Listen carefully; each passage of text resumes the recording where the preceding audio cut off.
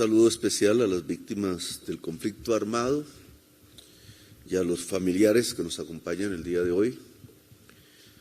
Presidente de la Jurisdicción Especial para la Paz, Roberto Carlos Vidal López, Directora General del Archivo General de la Nación Colombia, Ivonne Suárez Pinzón, expresidente de la Comisión para el Esclarecimiento de la Verdad, la Convivencia y la No Repetición, Francisco de Rú Rengifo, liquidador de la Comisión de la Verdad, Mauricio Katz García y su esposa Selma, señores embajadores, jefes de misiones diplomáticas acreditadas en Colombia, funcionarios del Gobierno Nacional, magistrados y consejeros de las altas cortes, integrantes del coro Coroncoro y artistas invitados, medios de comunicación, en general a todas y todos los que están presentes aquí.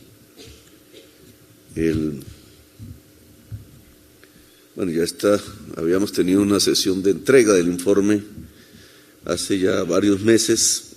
Cosas han pasado desde entonces que bien ameritan alguna reflexión. ¿Por qué tanto desespero? Porque la verdad no aparezca, porque procesos de veredicción sobre lo que ha acontecido en la historia contemporánea no aparezcan, ni en el mundo judicial, ni en el mundo académico, ni en el mundo político, ni mucho menos en el mundo económico. ¿Qué liga la verdad con el poder? Así se titula el libro de un filósofo. ¿Verdad y poder? El poder tiene la capacidad de manipular la verdad, de construir una verdad, que es la que finalmente termina imponiéndose en el tiempo, o la verdad puede destruir el poder, y de ahí el desespero. Este no es un tema nuevo, nos parece nuevo a los colombianos porque llevamos unos años luchando por este tipo de objetivos, la verdad, la justicia. Aparece realmente con mucho brillo en la discusión pública a partir de la Ley de Justicia y Paz, del proceso con los paramilitares que inició el gobierno de Uribe, del cambio que tuvo la ley, hecha de una manera por el Congreso, derrotándonos. Yo era congresista en esa época. Habíamos propuesto algo allí, un proyecto alternativo que, como siempre, pues no tenía votos, pero corregida por una Corte Constitucional, por una instancia de la justicia. De alguna manera la justicia ha tenido destellos, lamentablemente no permanentes, en donde la lucha por la verdad aparece como una prioridad. La Corte Constitucional allí obligó en una sentencia a que las declaraciones de los paramilitares, los beneficios jurídicos fundamentalmente que iban a recibir, se intercambiasen por la confesión plena de los hechos, por la verdad, como se definió después. Y justicia y verdad allí empezaron a interrelacionarse en las discusiones públicas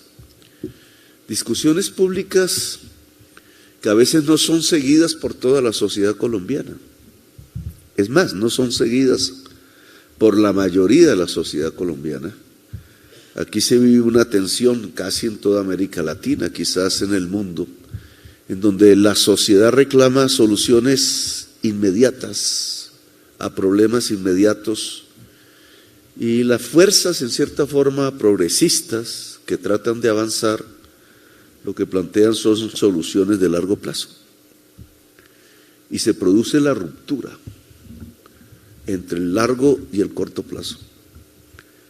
Y por eso temas como este, que tienen que ver con la construcción de la nación colombiana, es decir, con el largo plazo, terminan aisladas de la opinión pública, de la sociedad inmediata, que tiene otro tipo de problemas, que no ve la articulación entre unos y otros, el hambre, el desempleo, la exclusión permanente, los problemas del día a día, que van ocultando.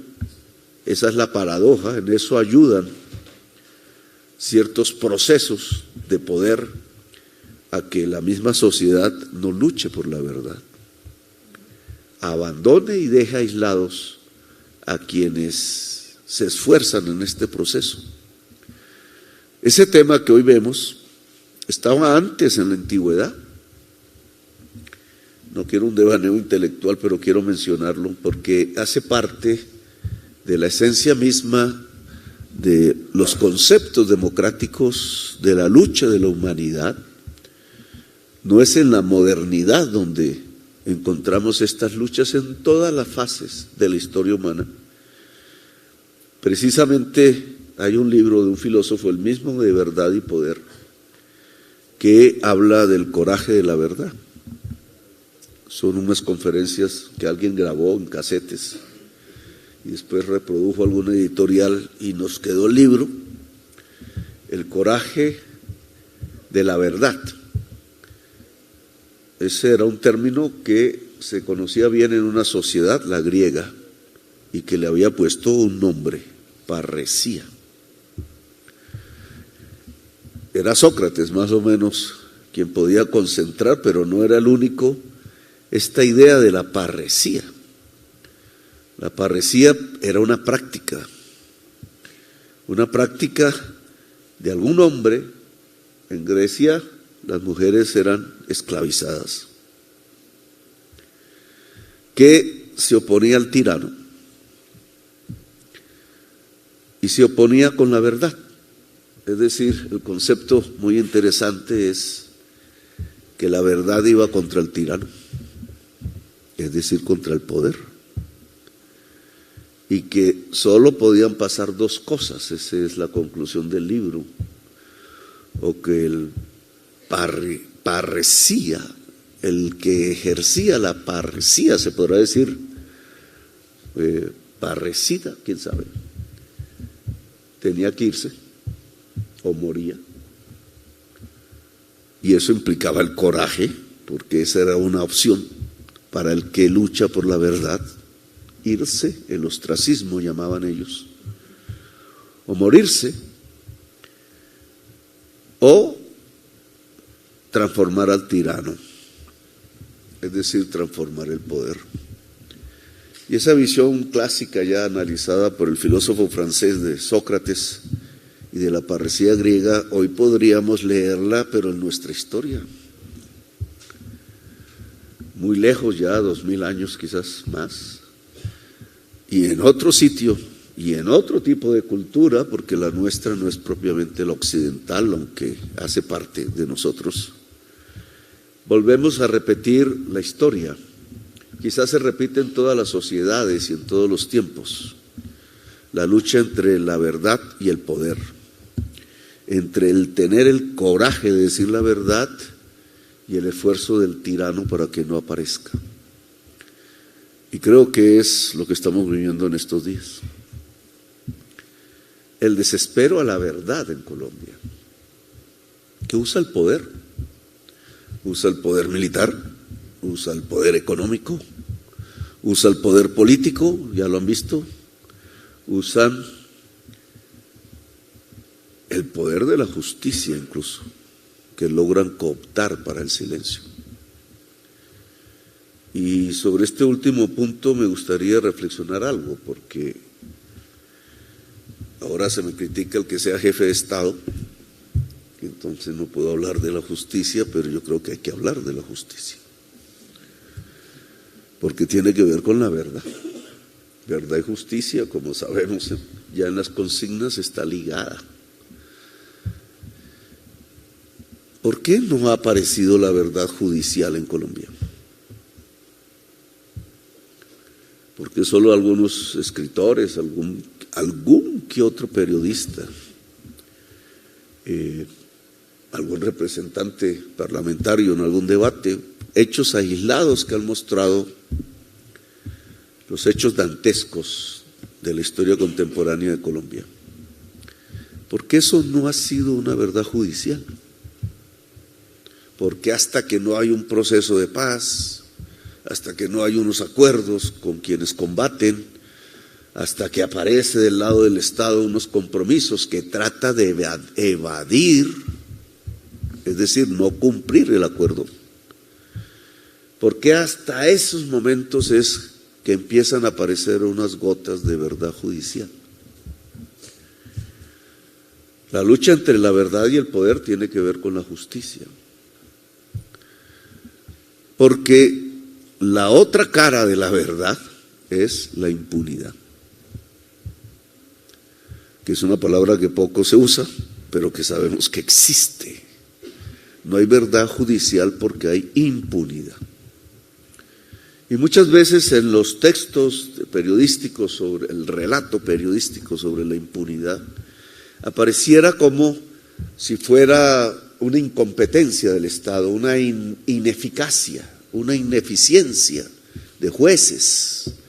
A veces se habla de que son pocos jueces, cosa que es cierta, de que el presupuesto, etcétera, etcétera, etcétera. Pero yo creo que en este tema estamos ante otro problema, que evadimos. Se ha construido premeditadamente un sistema de impunidad. Lo ha hecho el poder para cubrirse. Hace parte de este tema de la parresía. El tirano se ha cubierto con la justicia. Métodos concretos de cómo se hace, pues aparecen, ¿cierto? El clientelismo, el pago de favores, el nombramiento de familiares, etcétera. Pero también otros métodos peores, el asesinato de fiscales, de jueces, por doquier. La lista es interminable, debe estar un capítulo en estos archivos que hoy se entregan. El terror sobre la justicia, el que el coraje ya no pueda aparecer precisamente, sino que quede una cobardía legítima desde el punto de vista humano, que termina siendo funcional al sistema premeditado de construcción de la impunidad. Este fue mi primer debate sobre el paramilitarismo. Fue por azar que lo encontré, porque trataba de descubrir por qué en una llamada de un fiscal general se le había pedido al jefe del paramilitarismo, Carlos Castaño, que me matara. Las revistas dijeron que yo estaba cañando, que eso era una mentira. Hoy hace parte de la verdad confesada. Pero analizar el tema es lo que vale la pena. ¿Por qué la cúpula de la Fiscalía estaba supeditada al Comando General de las AUC? Al punto que se pasaban listas que salían de los expedientes investigativos públicos, en el sentido de que eran de un poder público, a los jefes paramilitares para que se fueran asesinadas las personas. ¿Qué es lo que hubo ahí? Porque la Fiscalía es parte de la justicia. ¿Qué pasó? O sea, ¿había una cooptación criminal de la justicia? Algo parecido hay en algunas sociedades, o hubo cooptación de la justicia para proteger el criminal. Pero en Colombia tiene una especificidad, no es simplemente un asunto de dinero, de sobornos, como la mafia italiana en el sur lograba. A pesar de eso terminó asesinando jueces. No, era un asunto del poder. No era el soborno, era el poder. Es que quien era el criminal era el que ejercía el poder.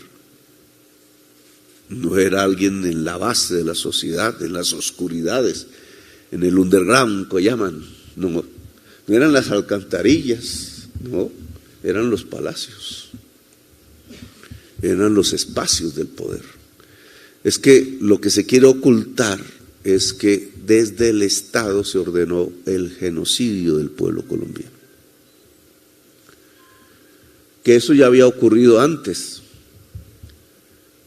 por ejemplo en los años 50, que también hubo una comisión de la verdad integrada por religiosos, jesuitas creo que también, no me acuerdo bien.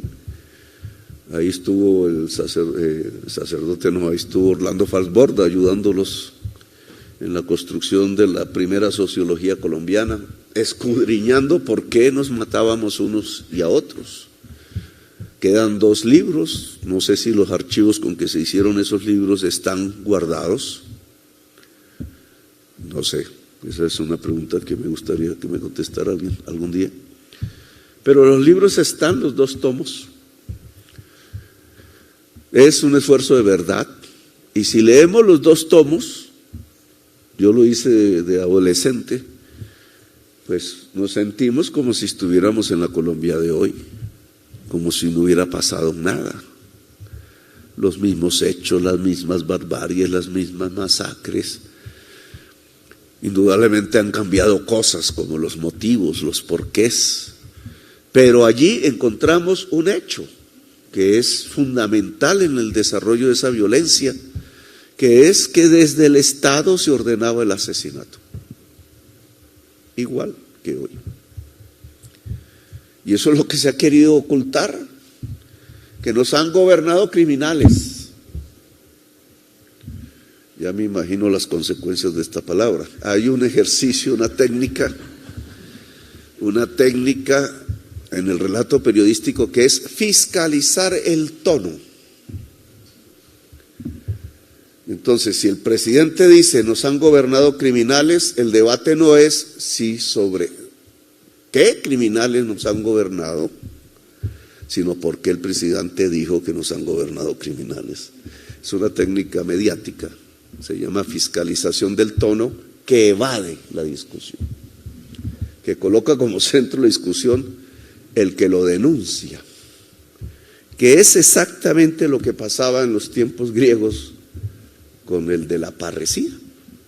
Terminaba siendo criminalizado él por decir la verdad, porque el tirano no quería que esa verdad apareciera como el centro de la discusión pública, y el método ayudaba a desviar el objetivo. Le pasa a los feministas todos los días cuando denuncian una violación. La fiscalización del tono evade la responsabilidad y termina siendo la víctima la criminal. Eso sucede en la justicia todos los días. Aquí también se fiscaliza el tono. Acaba de hacer una confesión Mancuso, en mi opinión histórica. Es que está diciendo mentiras, aparece en los medios, es que no hay pruebas. Cada masacre es contrarrestada, no hay sino que abrir los periódicos de la época y se descubre que es cierto. Un hombre que sus beneficios jurídicos dependen de la verdad ante la justicia, no la arriesga tan fácilmente. Existen, sí, existen los que se silencian, los que se burlan, pero en general, si su existencia depende de decir la verdad, es altamente probable que diga la verdad.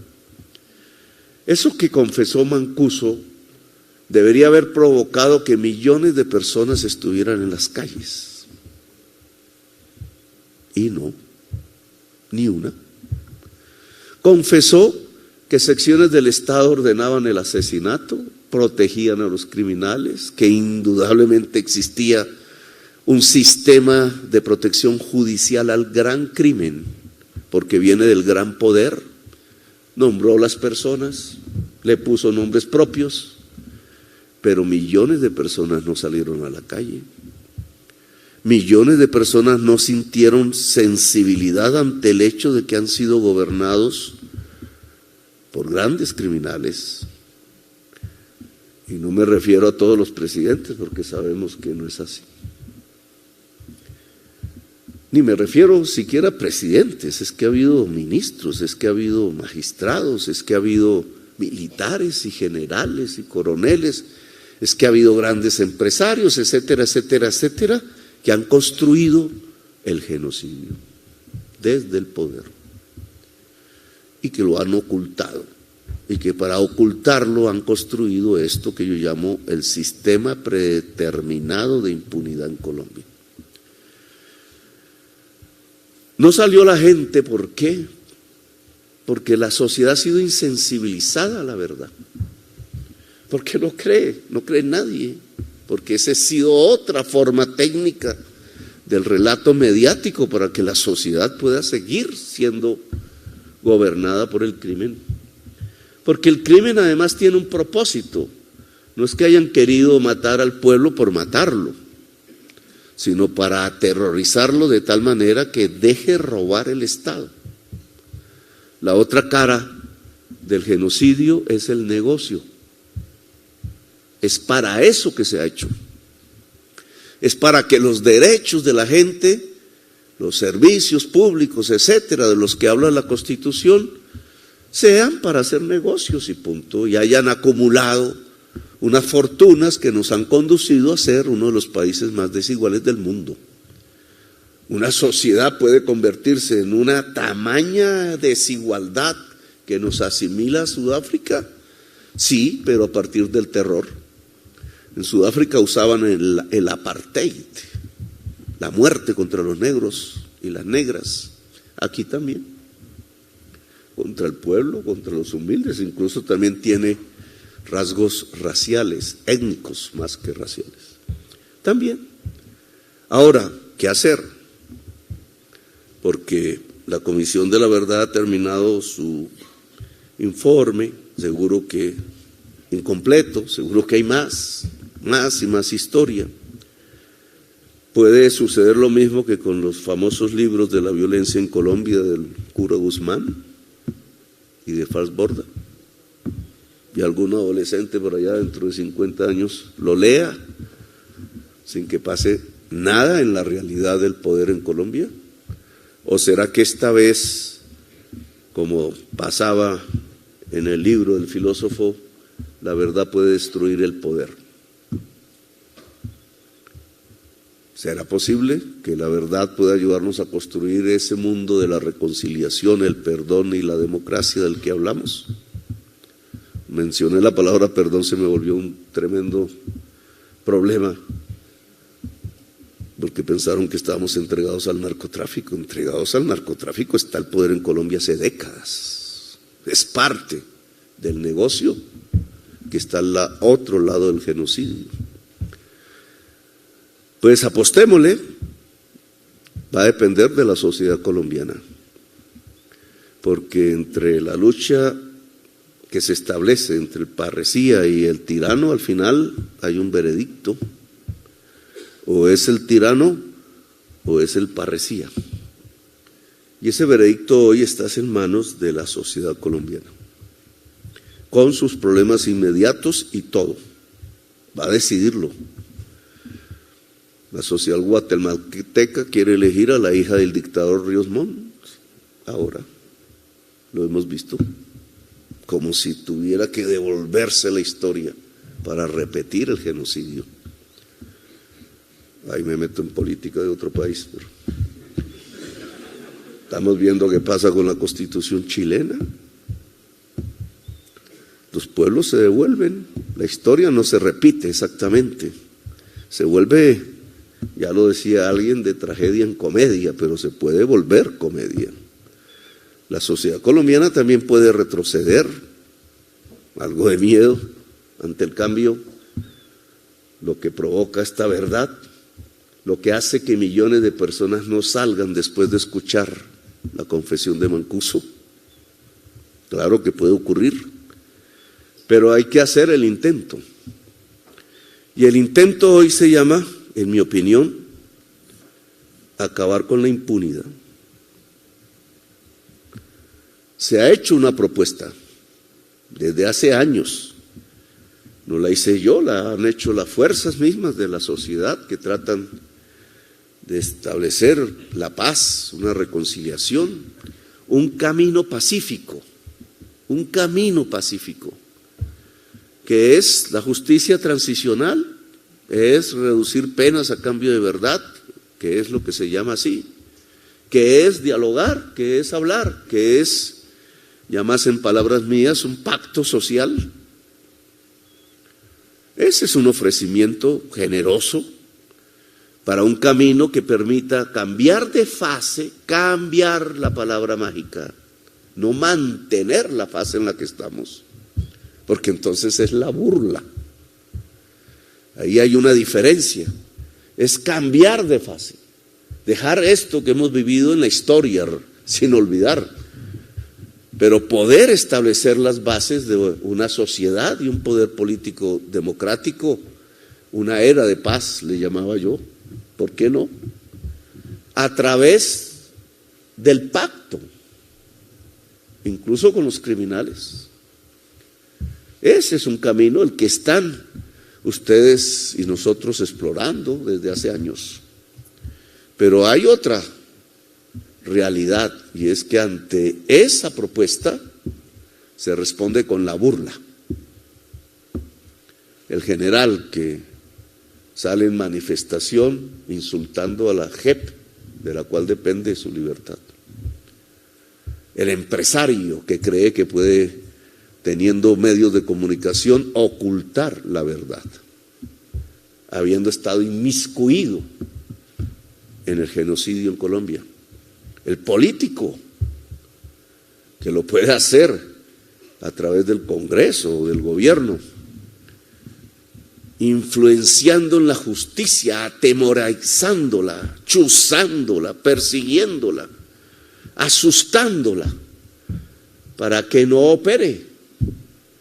La forma de escoger las cúpulas de la justicia, indudablemente, en donde un jefe de Estado puede incidir, o un poderoso empresario económico o militar puede incidir para que no vayan a ser instrumentos de lucha contra la impunidad. Pero nosotros podemos proponer que no haya burla, que haya un pacto. O puede haber un tercer camino, que lo he insinuado. Porque si lo que va a haber es burla, congresistas que entonces aplauden el acuerdo de paz con la FARC y después se ponen al lado de los terratenientes para hundir los artículos que permiten que la tierra pueda pasar al campesinado en Colombia, y se visten de progresistas. Pero en el fondo se juntan a lo que ha provocado buena parte de la violencia en las últimas décadas: burla. Y entonces escribieron en el acuerdo 3 millones de hectáreas y van 10,000, y ya se acaba el tiempo, pues se burlaron. Engañaron los guerrilleros para que dejaron las armas y después no cumplieron lo que habían pactado. Eso se llama burla. No puede haber un acuerdo de paz en Colombia con un grupo de estos si no es para cumplirlo, sino lo que se crea es más violencia. Aparecen 20 grupos más al otro año. Eso se llama burla. O esconder los archivos judiciales, modificar las declaraciones, no permitir que los que saben declaren, porque saben del peligro de esas declaraciones.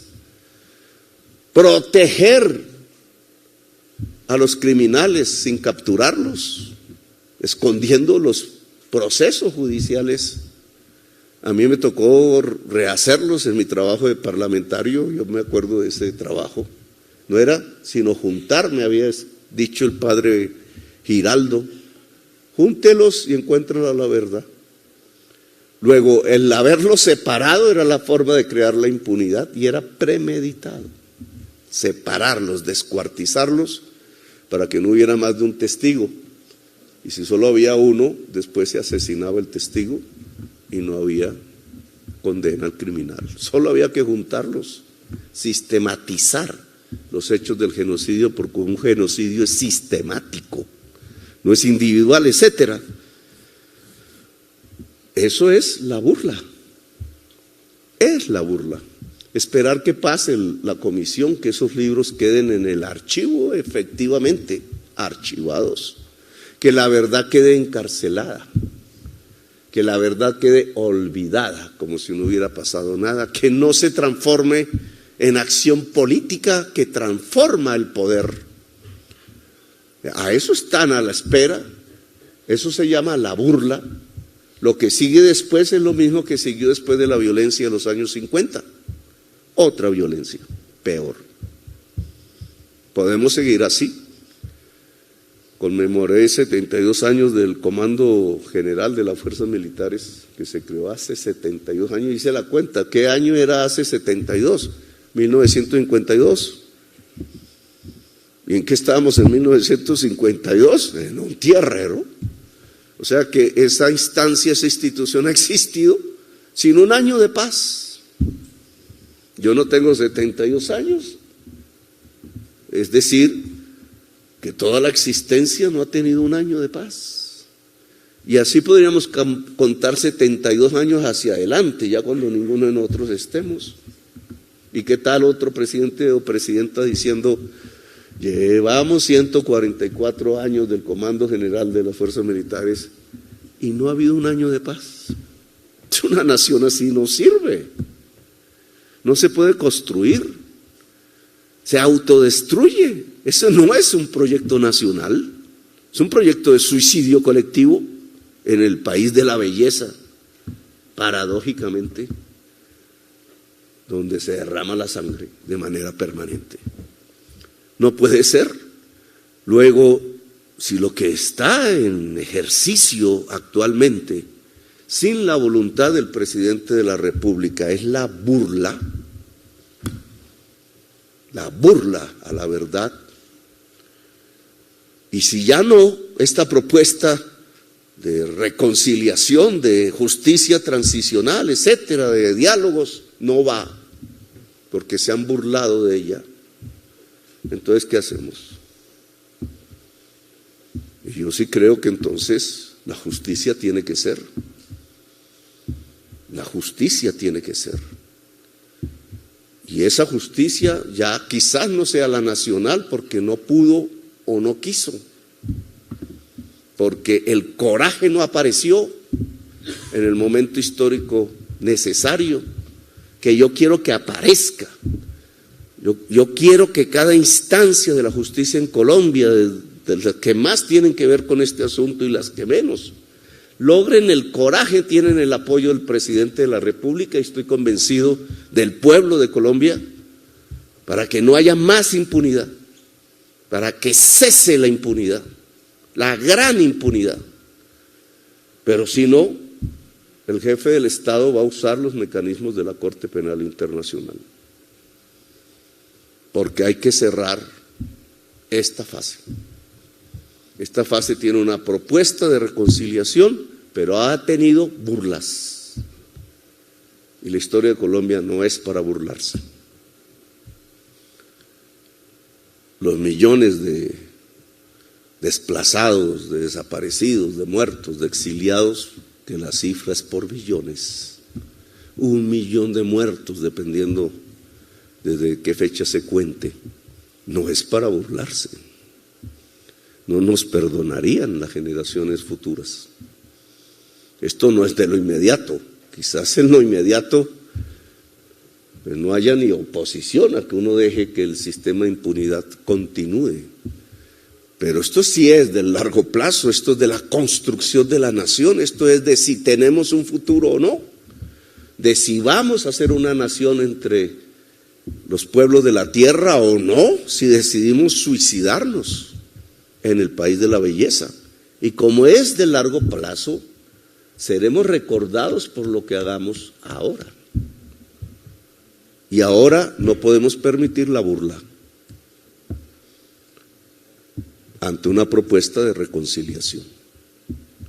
Entonces, ojalá, señor presidente de la JEP, que hemos apoyado esa institución, la han querido acabar casi todos los años desde que apareció, precisamente por el miedo a la verdad.